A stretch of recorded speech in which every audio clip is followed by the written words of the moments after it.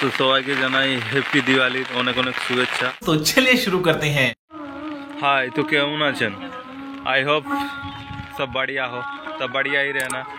আর আজকের একটা বিশেষ দিন, সেই বিশেষ দিনে আমাদের এদিকের আবহাওয়াটার একটু আপডেট দেওয়া উচিত, কারণ এখানকার আবহাওয়া খুব একটা ভালো না, সম্পূর্ণ আলাদা আবহাওয়া।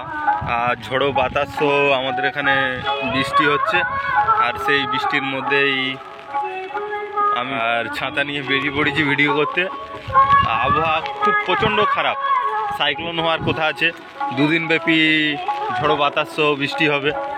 তার মধ্যেও দিওয়ালি কার কেমন কাটছে, যারা যেখান থেকে দেখছেন আমার ভিডিও প্লিজ কমেন্ট করে জানাবেন।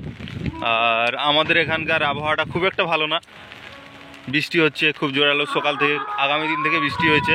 আর সেই কারণে এখানকার বেশিরভাগ জলাশয়গুলো, যেগুলো পুকুর, সেগুলো খুব জল ভর্তি হয়ে গেছে। আবহাওয়া কতটা ভালো হয় দেখা যাক, দিওয়ালি কার কেমন কাটে। আপাতত আমাদের এই সাইডের আবহাওয়াটাকে একটু দেখাবো। আমাদের এখানকার আবহাওয়াটা কিছুটা অন্যরকম, বিকট আকার ধারণ করেছে, বৃষ্টি সহ ঝড়ো বাতাস বইছে। আর তার মধ্যেই শ্যামা সঙ্গীত বেঁধে চলেছে পুজো মণ্ডপে, দেখা যাক শ্যামা সঙ্গীত।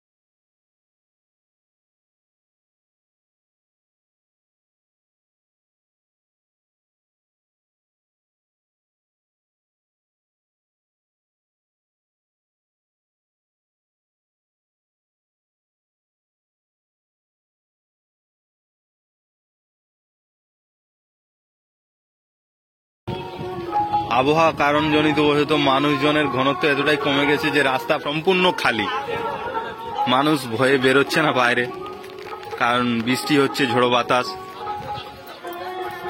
আর ঝড়ো বাতাস থাকলেও বৃষ্টি, তার সত্ত্বেও সৌন্দর্য, মানে প্রাকৃতিক সৌন্দর্যটা এতটাই ফুটে উঠেছে যা ধারণার বাইরে, কল্পনাই করা না যায় না। कौन है ये लोग? कहां से आते हैं? যায় না যে এত সুন্দর প্রাকৃতিক দৃশ্যটা এত সুন্দর লাগবে। আই হোপ সবার ভালো লাগবে। हम मालूम है तेरे बाप को मत सिखा, चल।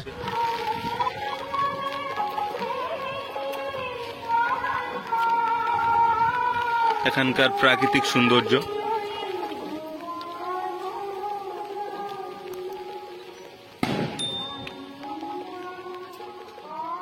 রাস্তা সম্পূর্ণ খালি, জনমানব নেই।